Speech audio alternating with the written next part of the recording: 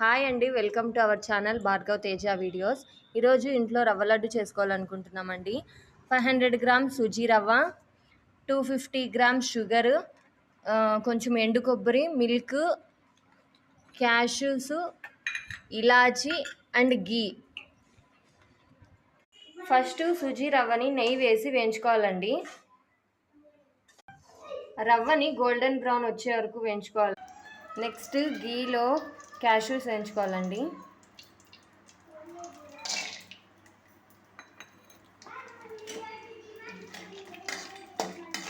వేయించుకున్న రవ్వ, cashews, 250 grams sugar,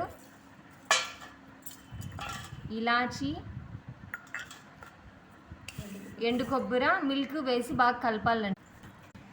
ఇలా మిక్స్ చేసుకొని లడ్డు లాగా చేసుకోవాలండి. లడ్డూలు ఎలా వచ్చాయో పార్ట్ 2లో చూద్దాం.